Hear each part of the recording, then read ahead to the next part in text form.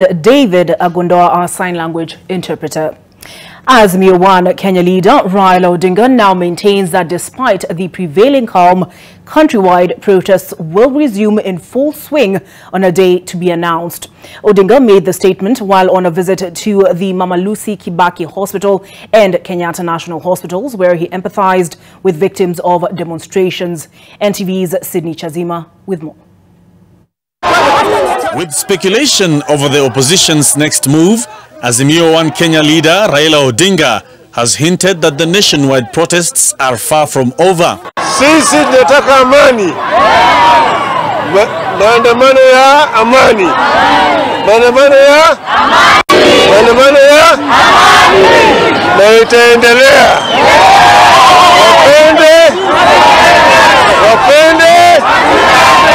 The Azimio leadership has been vehemently critical of the police, whom they have accused of using excessive force against protesters. At the Jaramogi Oginga Odinga Foundation, where the opposition held a candlelit vigil, some leaders were visibly in tears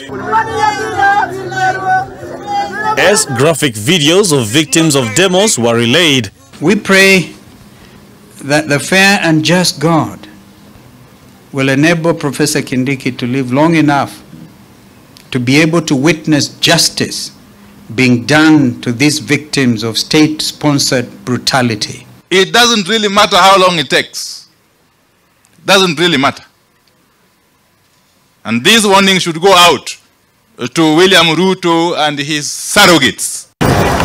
Earlier on, Odinga led them in a visit to Mama Lucy Hospital, where reportedly 23 people were hospitalized after suffering injuries from protests. So far, close to 20 are reported to have been discharged. Odinga had a chance to converse with 3 of the victims. At the Kenyatta National Hospital, protest-related treatments were reported to be around 25. Those with bullet wounds reported to be 15, head injuries 5, those stabbed were 2. Out of the 25 treated, 11 had to be admitted, while 1 is reported to have died. The Azimio leadership maintains that it will pursue justice for the victims of police brutality, even as it purposes to give a way forward on its plans in the coming days.